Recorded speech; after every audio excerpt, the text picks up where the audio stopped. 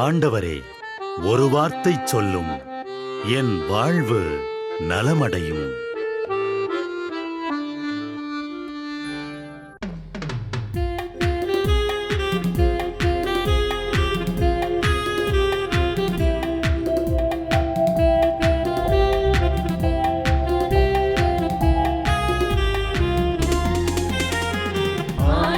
வார்த்தை வல்லமை தருவது அல்லேலூயா. ஆண்டவர் வார்த்தை வாழ்வு தருவது அல்லேலூயா. ஆண்டவர் வார்த்தை வல்லமை தருவது அல்லேலூயா. ஆண்டவர் வார்த்தை வாழ்வு தருவது அல்லேலூயா. செவிகள் திறக்கட்டும், வார்த்தை வளம் பெற இதயம் திறக்கட்டும், பண்பு வலுப்பெறும், உண்மை உணர்வுகள் வாழ்வில் புலரட்டும், நிறைவாய் வாழ்ந்திடுவோம். ஆண்டவர் வார்த்தை வல்லமை தருவது அல்லேலூயா. ஆண்டவர் வார்த்தை வாழ்வு தருவது அல்லேலூயா.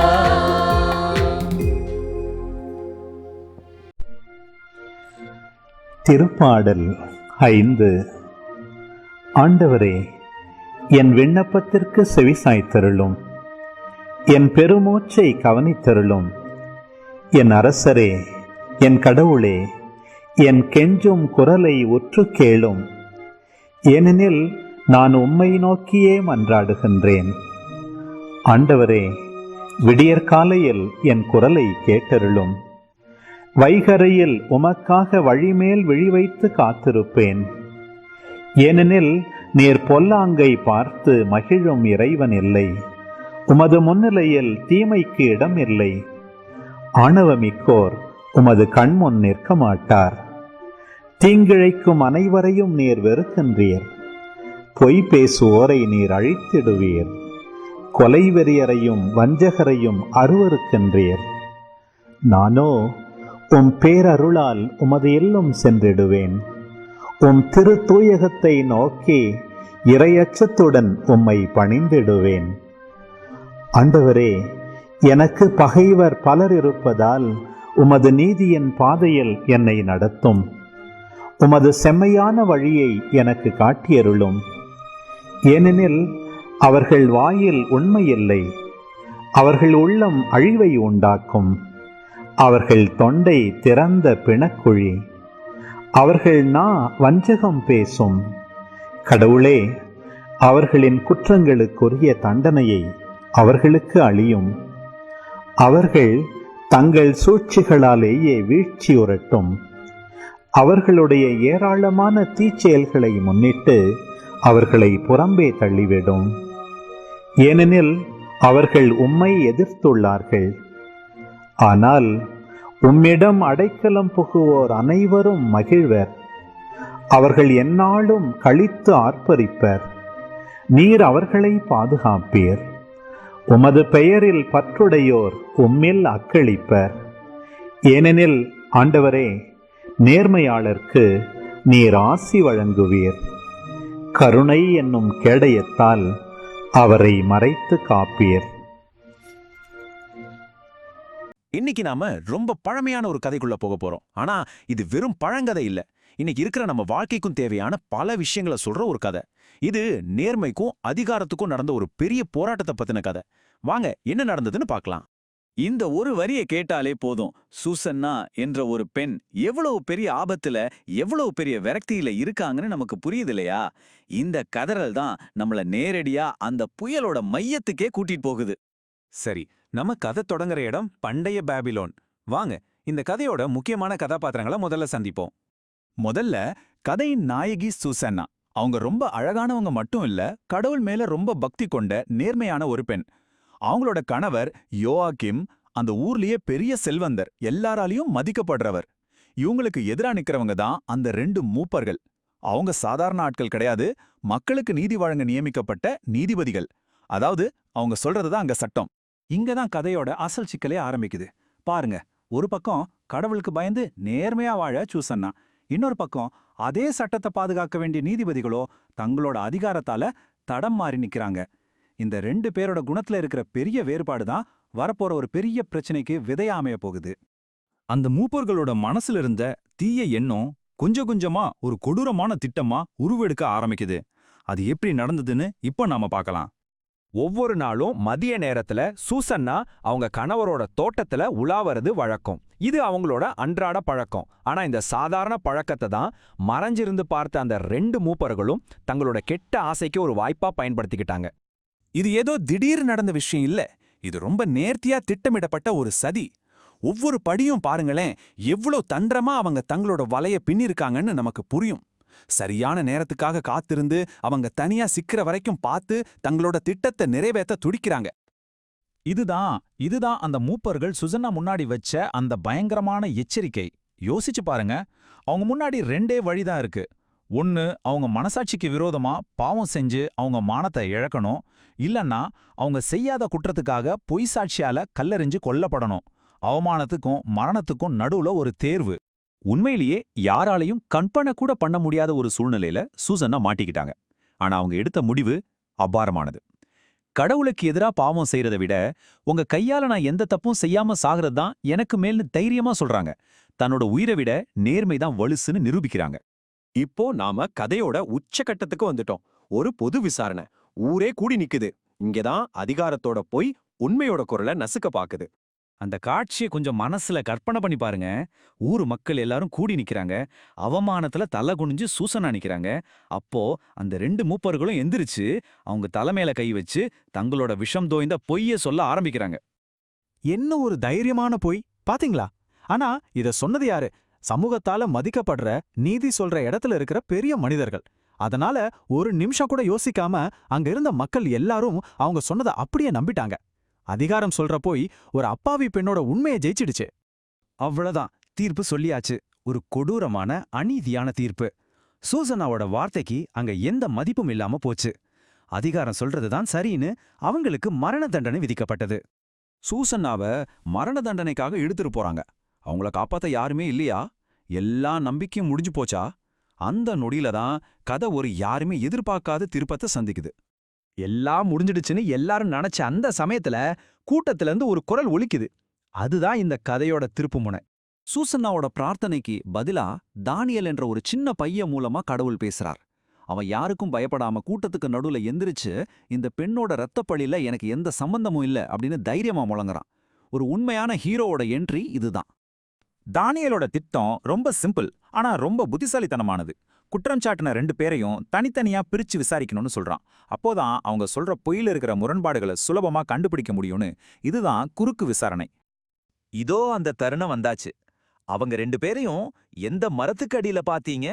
இந்த ஒரே ஒரு கேள்வியில அவங்க கட்டின மொத்த பொய்க்கோட்டையும் சரிஞ்சு விழுந்தது. ஒருத்தர் விளாமரம்னு சொல்றாரு, இன்னொருத்தர் கருவாளி மரம்னு சொல்றாரு. அவங்க பொய் வெட்ட வெளிச்சமாச்சு. இறுதியா வஞ்சகம் தோத்து உண்மை ஜெயிக்குது. அநீதி வீழ்த்தப்பட்டு நீதி நிலைநாட்டப்படுது. தானியேல் ஒவ்வொரு மூப்பரோட பொய்யையும் மக்கள் முன்னாடி அம்பலப்படுத்துறாரு. நீங்க சொன்ன பொய் உங்க தலைமையிலேயே விழுன்னு சொல்லி அவங்களோட வஞ்சகத்தை எல்லாருக்கும் புரிய வைக்கிறாரு. கொஞ்ச நேரத்துக்கு முன்னாடி வரைக்கும் சூசன்னாவை தண்டிக்கச் சொன்ன அதே கூட்டம் இப்போ அந்த மூப்பர்களோட சதிய உணர்ந்து அவங்களுக்கு எதிரா திரும்புது.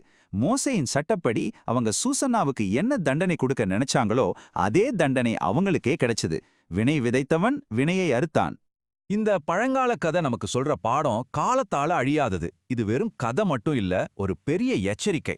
சாட்சியங்களோட முக்கியத்துவத்தையும் அதிகாரத்தை கண்மூடித்தனமா நம்புறதால வர்ற ஆபத்தையும் உண்மைக்காக நிக்கிறதுக்கு எவ்வளோ தைரியம் தேவைப்படுதுனோ இது நமக்கு திரும்ப திரும்ப ஞாபகப்படுத்துது. இது இன்னைக்கும் நமக்கு ரொம்பவே பொருந்தும் இல்லையா? இந்த கதை பழங்காலத்துல நடந்திருந்தாலும் இது எழுப்புற கேள்வி ரொம்பவே முக்கியமானது. பொய் செய்திகளும் தவறான தகவல்களும் நிறைஞ்ச இந்த இன்டர்நெட் உலகத்துல நாம எப்படி உண்மையை பாதுகாக்க போறோம்? இதுல நம்ம ஒவ்வொருத்தரோட பொறுப்பு என்ன? இந்த கேள்வியோட உங்களை விட்டு செல்கிறேன். கொஞ்சம் யோசிச்சு பாருங்க. திருப்பாடல் 95. வாருங்கள், ஆண்டவரை புகழ்ந்து பாடுங்கள். நமது மீட்பின் பாறையை போற்றி ஆர்ப்பரியுங்கள்.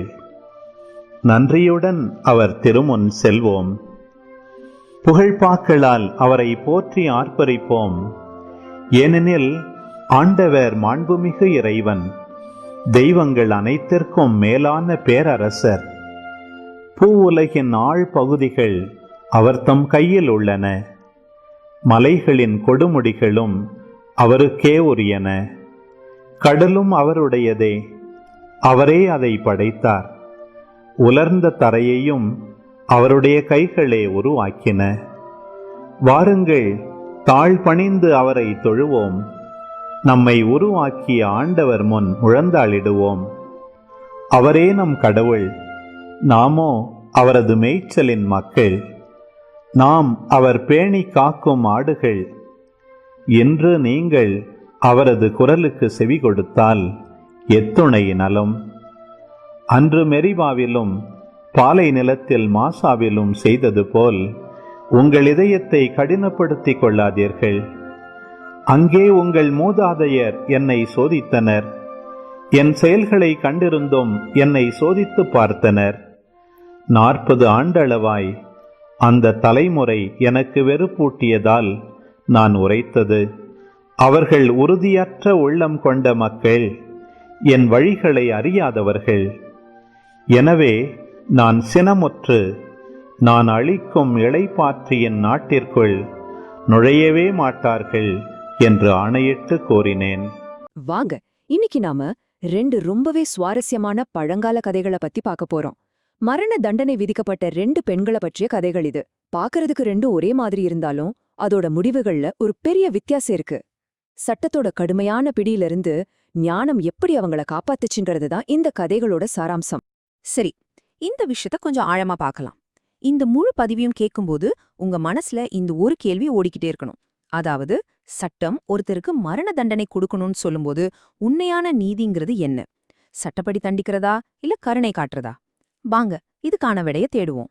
முதல்ல நம்ம கதையோட நாயகிகளை பாப்போம். இவங்க 2 பேரும் வேற வேற இடங்கள்ல வேற வேற சூழ்நிலைகள்ல வாழ்ந்தவங்க. ஆனா அவங்க 2 பேரையும் இணைச்சது ஒரே ஒரு கொடூரமான குற்றச்சாட்டு தான். ஒரு பக்கம் சூசனா, இவங்க பாபிலோன்ல வாழ்ந்த ஒரு பெரிய பணக்காரரோட மனைவி. ரொம்ப அழகானவங்க, கடவுள் பக்தி அதிகம் உள்ளவங்கன்னு நல்ல பேர் எடுத்தவங்க. இன்னொரு பக்கம் எருசலேம்ல ஒரு பெண். அவங்க பேரை கூட நமக்கு தெரியாது. அவங்கள பத்தி நமக்கு தெரிஞ்ச ஒரே விஷயம், அவங்க விபச்சாரத்துல கையும் களவுமா பிடிபட்டாங்கங்கிறது தான். ஒருத்தங்க ரொம்ப மரியாதைக்குரியவங்க, இன்னொருத்தங்க சமூகத்தால ஒதுக்கப்பட்டவங்க. அவங்க 2 பேரோட சமூக அந்தஸ்து வேற வேறையா இருந்தாலும் அவங்க மாட்டிக்கிட்ட சட்டம் ஒண்ணுதான். அதுதான் மோசேயோட திருச்சட்டம். அந்த காலத்து யூத சமூகத்தோட அஸ்திவாரமே அந்த சட்டம்தான். அதோட விதிகள் ரொம்ப தெளிவா, ரொம்ப கடுமையா இருந்துச்சு. தண்டனை என்ன தெரியுமா? மரணம். எந்த விதமான சமரசத்துக்கும் கருணைக்கும் அங்க இடமே இல்ல. 2 பெண்களுமே கல்லால் எரிந்து கொல்லப்படணும்ன்ற கொடூரமான தீர்ப்பை எதிர்கொண்டாங்க. அவங்களோட வாழ்க்கை ஒரு சின்ன நூலிழையில தொங்கிட்டு இருந்துச்சு. சரி, இப்போ கதை அடுத்த கட்டத்துக்கு போகுது. குற்றம் சாட்டப்பட்டவங்கள விட்டுட்டு குற்றம் சாட்டினவங்களோட நோக்கத்தை பார்ப்போம். இது வெறும் சட்டப்பிரச்சனை மட்டும் இல்ல. ஒரு நிமிஷம் யோசிச்சு பாருங்களேன். இந்த 2 வழக்குலையுமே குற்றம் சாட்டினவங்களோட நோக்கம் உண்மையிலேயே நீதியை நிலைநாட்டுறதுதானா, இல்ல சட்டத்தை ஒரு முகமூடியா வச்சுக்கிட்டு அதுக்கு பின்னால வேற ஏதோ சதி நடந்ததா? சூசனா விஷயத்துல அவங்க மேல பழி போட்டது யாருன்னு பார்த்தா சமூகத்துல ரொம்ப மதிக்கப்படுற 2 நீதிபதிகள். ஆனா அவங்க நோக்கம் ரொம்ப மோசமானது. சூசனாவோட அழக பார்த்து ஆசைப்பட்டு அவரை மிரட்டியிருக்காங்க. ஆனா சூசனாவோ பாவம் செய்யறதுக்கு பதிலா சாகரத்துக்கு கூட தயார்னு உறுதியா இருந்துட்டாங்க. அவங்க ஆசைக்கு இணங்காததால அவங்களோட காமம் பழிவாங்குற வெறியா மாறிடுச்சு. இதுதான் அவங்களோட மிரட்டல். நீ எங்க ஆசைக்கு இணங்கலன்னா ஒரு வாலிபன் கூட நீ தப்பா இருந்ததா நாங்க பொய் சாட்சி சொல்லுவோன்னு மிரட்டியிருக்காங்க. பாருங்க, நீதியை காப்பாத்த வேண்டிய இடத்துல இருக்கிறவங்களே சட்டத்தை ஒரு ஆயுதமா மாத்தி ஒரு நிரபராதியா அழிக்க துணிஞ்சிருக்காங்க. இப்போ 2வது கதைக்கு வருவோம். இங்க நோக்கம் வாண்டம வேற. இங்க அந்த பெண்ணே ஒரு காயின் மாதிரிதான். மறைநூல் அறிஞர்களும் பரிசேயர்களும் இயேசுவோ ஒரு பொறியில சிக்க வைக்க நினைச்சாங்க. அவர் அவளை கொல்லுங்கன்னு சொன்னா அவரோட இரக்க போதனைகளுக்கு அது எதிரா போயிடும். சரி, அவளை விட்டுடுங்கன்னு சொன்னா மோசையோட சட்டத்தை மீறினவர் ஆயிடுவார். எப்படி பார்த்தாலும் அவருக்கு சிக்கல்தான். இது ஒரு புத்திசாலித்தனமான அரசியல் போரி. அப்போ பாருங்க, முக்கியமான விஷயம் இதுதான். இந்த 2 கதைகள்லயும் நீதிக்கான கருவியா இருக்க வேண்டிய சட்டம் தனிப்பட்ட ஆசைகளுக்காகவும் அரசியல் சூழ்ச்சிக்காகவும் ஒரு கொடூரமான ஆயுதமா பயன்படுத்தப்பட்டிருக்கு. கதையோட இந்த இடத்துல தான் ஒரு பெரிய திருப்புமுனை வருது. எல்லாமே முடிஞ்சு போச்சு, இனிமே ஒன்னும் பண்ண முடியாதுன்னு நினைக்கிற அந்த நேரத்துல யாரும் எதிர்பாராத விதமா ஞானம் உள்ள வருது. ஒரு சின்ன நம்பிக்கை கீற்று தெரிய ஆரம்பிக்குது. அந்த பெண்கள் 2 பேரும் சாகுறதுக்கு இன்னும் கொஞ்ச நேரம் தான் இருக்கு. கூட்டம் கல்லோட ரெடியா நிக்குது. அந்த கடைசி நிமிஷத்துல 2 வெவ்வேறு நபர்கள் 2 வெவ்வேறு விதமா உள்ள வராங்க. சூசனாவோட வழக்குல டேனியல்னு ஒரு சின்ன பையன் கூட்டத்துல இருந்து எந்திரிச்சு வர்றான். கடவுளோட அருளால அவன் ஒரு ரொம்ப சிம்பிளான ஆனா செம்ம பிரில்லியண்டான ஒரு ஐடியாவை சொல்றான். அது என்னன்னா, பழி சொன்ன அந்த 2 நீதிபதிகளையும் தனித்தனியா பிரிச்சு விசாரிக்கணும்னு சொல்றான். இது ஒரு பக்கா லாஜிக்கல் அப்ரோச். இதுதான் டேனியல் கேட்ட அந்த முக்கியமான கேள்வி. ஒரு பொய்ய கண்டுபிடிக்கணும்னா அதோட சின்ன சின்ன டீடைல்ஸா கேள்வி கேட்கணும். அவங்க உண்மையிலே அதை பார்த்திருந்தா இந்த சிம்பிளான கேள்விக்கு 2 பேரும் ஒரே பதில சொல்லிருக்கணும் இல்லையா? ஆனா அவங்க சொன்ன பதில் தான் மாட்டிக்கிட்டாங்க. ஒருத்தர் சொல்றாரு, ஒரு விழா மரத்தடியில பார்த்தேன்னு. இன்னொருத்தரோ, இல்ல ஒரு கருவாலி மரத்தடியில தான் பார்த்தேன்னு சொல்றாரு. ஒரே நிமிஷத்துல அவங்க போய் மொத்தமா வெளியே வந்துருச்சு. சூசனா நிரபராதின்னு எல்லாருக்கும் புரிஞ்சு போச்சு. இப்போ இயேசுவோட அப்ரோச்ச பாருங்க. இது டோட்டலா வேற மாதிரி. அவர் எந்த லாஜிக்கும் பேசல, சட்டத்தை பத்தி விவாதிக்கல. அதுக்கு பதிலா அமைதியா குனிஞ்சு தரையில தன்னோட விரலால ஏதோ எழுத ஆரம்பிக்கிறாரு. அந்த அமைதியான செயல் அங்க இருந்த மொத்த டென்ஷனையும் திசை திருப்பிச்சு. அப்புறம் எந்திரிச்சு அந்த கூட்டத்தை பார்த்து அவர் சொன்ன அந்த வார்த்தைகள் இருக்கே, அது ஒரு சட்ட ரீதியான சேலஞ்ச் இல்ல, அது ஒரு தார்மீக சவால். அதாவது ஒரு மாரல் சேலஞ்ச். அவர் தீர்ப்ப அந்த பெண்ணுகிட்ட இருந்து அவ மேல பழி சொன்னவங்களோட மனசாட்சிக்கு மாத்திட்டாரு. இந்த 2 தலையீடும் 2 உயிரை காப்பாத்துச்சு. ஆனா அதோட விளைவுகள் ரொம்பவே வித்தியாசமா இருந்துச்சு. ஒண்ணுக்கொன்னு சம்பந்தமே இல்லாத மாதிரி இருந்துச்சு. வாங்க அதை இப்போ ஒப்பிட்டு பார்ப்போம். இந்த 2 வழக்குகளையும் ஒப்பிட்டு பார்க்கும்போது சில முக்கியமான வித்தியாசங்கள் தெரியுது. தானியேல் பயன்படுத்தினது லாஜிக், ஒரு பொய்ய வெளிக்கொண்டு வந்தாரு. இயேசுவோ ஒரு மாரல் சேலஞ்ச் கொடுத்து மனுஷங்களோட வெளிவேஷத்தை வெளிக்கொண்டு வந்தாரு. தானியேலோட தீர்ப்புல பொய் சொன்னவங்களுக்கு மரண தண்டனை கிடைச்சது. சூசானா நிரபராதின்னு நிரூபிக்கப்பட்டாங்க. ஆனா இயேசுவோட தீர்ப்புல குற்றம் சாட்டினவங்க அவமானப்பட்டு அந்த இடத்த விட்டு போயிட்டாங்க. அந்த பெண்ணுக்கு மன்னிப்பு கிடைச்சது. அப்போ சுசனா கதையோட முடிவென்ன? பக்கா ஜஸ்டிஸ். தப்பு செஞ்சவங்களுக்கு அவங்க மத்தவங்களுக்கு கொடுக்க நினைச்ச அதே தண்டனை கிடைச்சுது. சட்டம் நிலைநாட்டப்பட்டுச்சு, நிரபராதி காப்பாற்றப்பட்டாங்க. இது சட்டப்படியான நீதியோட ஒரு நேரடியான வெற்றி. ஆனா 2வது கதையோட முடிவு ரொம்ப அமைதியானது, ஆனா ரொம்ப ஆழமானது. அங்க எந்த வன்முறையும் இல்ல. குற்றம் சாட்டினவங்க அவங்கவங்க மனசாட்சியால குத்தப்பட்டு கையில வச்சிருந்த கல்ல கீழே போட்டுட்டு அமைதியா கலைஞ்சு போறாங்க. அந்த பெண் சட்டத்தால காப்பாத்தப்படல, இரக்கத்தால காப்பாத்தப்படுறாங்க. இயேசு அவங்கள தண்டிக்கிறதுக்கு பதிலா இனிமே பாவம் செய்யாதேன்னு சொல்லி ஒரு புது வாழ்க்கைக்கு வழிகாட்டுறார்.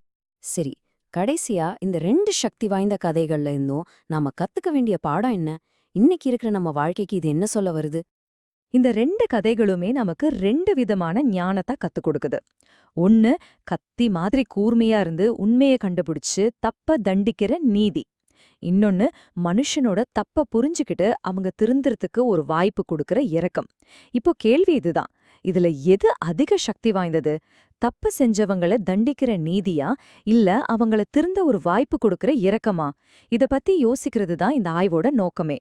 நீங்க என்ன நினைக்கிறீங்க?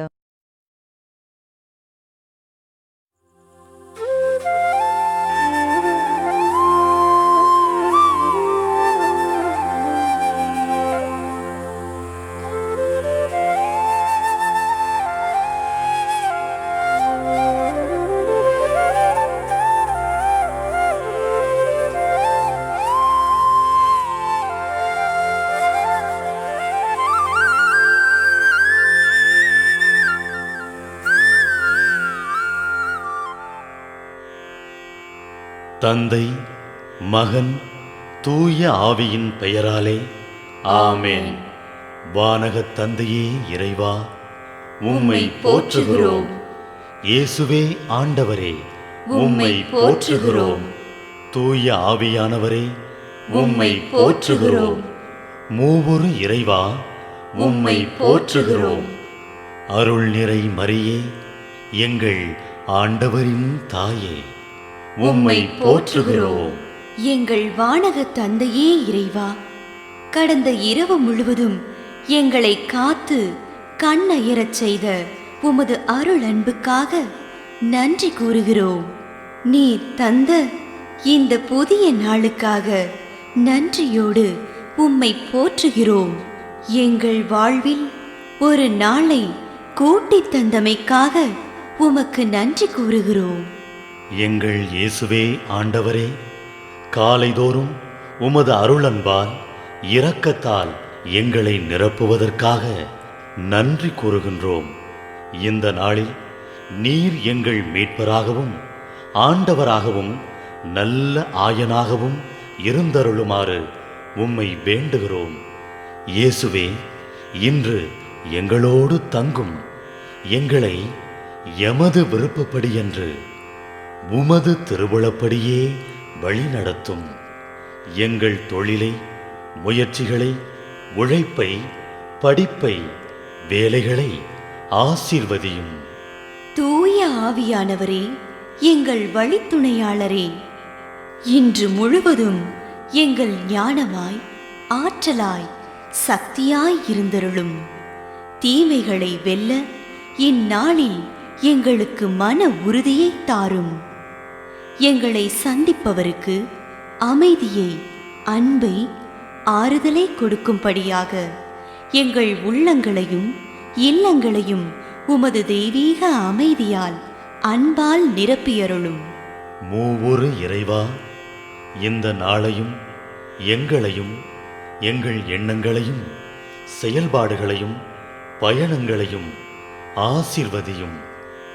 நாங்கள் சந்திக்கும் மனிதர்கள், எங்கள் குடும்பத்தார், உற்றார் உறவினர், எங்கள் நண்பர்கள் மற்றும் எல்லோருக்கும் துணையாயிருந்தருளும்.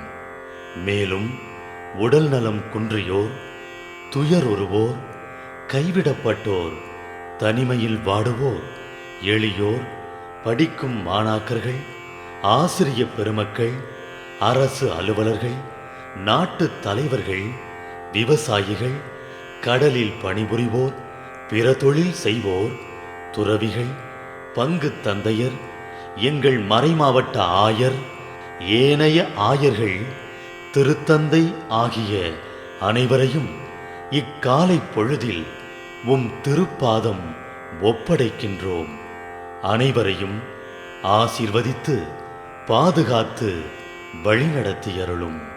அம்மா மரியே, எங்கள் ஆண்டவரின் தாயே, உம் கருணை மிகு அருட்பார்வை எனும் அடைக்கல கோட்டைக்குள்ளே இன்று முழுவதும் எங்கள் ஒவ்வொருவரையும் அரவணைத்து எந்த சூழ்நிலையிலும் உம்மையும் உம் திருமகன் இயேசுவையும் விட்டு பிரியாதபடி எங்களை பாதுகாத்து வழிநடத்தி அருளும். எங்கள் நல்ல தந்தையே, கேட்டதெல்லாம் கிடைக்கும் என்ற தளராத உறுதியோடும் விசுவாசத்தோடும் எங்கள் அன்னையாம் மரியாளின் பரிந்துரையில் நம்பிக்கை வைத்து இந்த மன்றாட்டுக்களை எங்கள் ஆண்டவராகிய இயேசு கிறிஸ்து வழியாகவும் தூய ஆவியானவர் வழியாகவும் உம்மிடம் சமர்ப்பிக்கின்றோம். எங்கள் வானகத் தந்தையே, போற்றி போற்றி. எங்கள் ஆண்டவராகிய இயேசுவே, போற்றி போற்றி. தூய ஆவியானவரே, போற்றி போற்றி.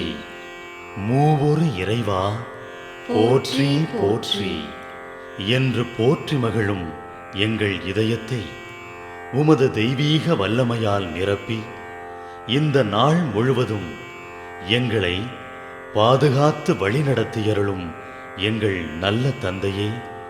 ஆமென்.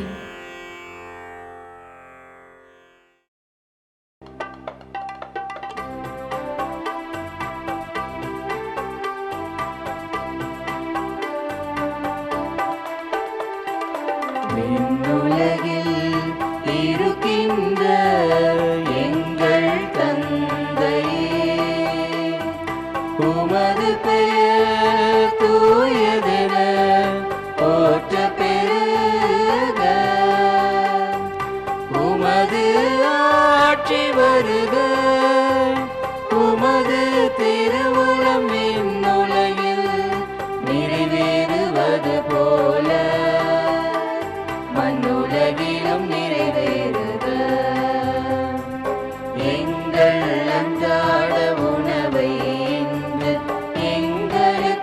தாரும். எங்களுக்கு எதிராக குற்றம் செய்வோரை நாங்கள் மன்னிப்பது போல எங்கள் குற்றங்களை மன்னியும். எங்களை சோதனைக்கு உட்படுத்தாதேயும், தீமையிலிருந்து எங்களை விடுவித்தருளும். எங்களை விடுவித்தருளும். அருள் நிறைந்த மரியே வாழ்க, ஆண்டவரும் உடனே பெண்களுள் பேறு பெற்றாய் நீயே. உம்முடைய திருவயிற்றின் கனியுமான இயேசுவும் ஆசி அருள பெற்றவர்.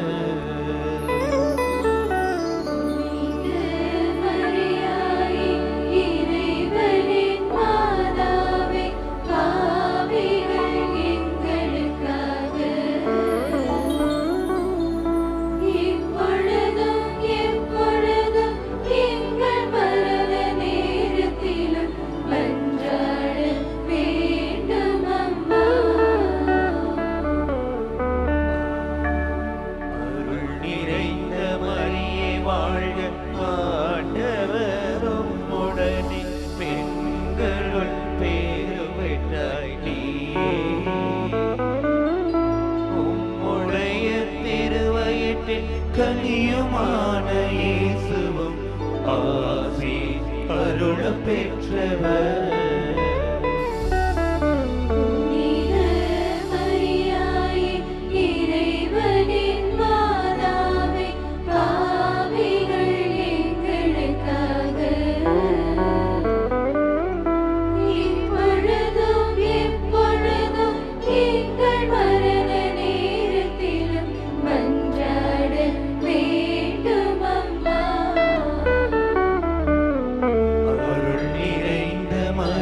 வாழ்க, ஆண்டவரும் உடனே பெண்களுள் பேறு பெற்றாய் நீயே.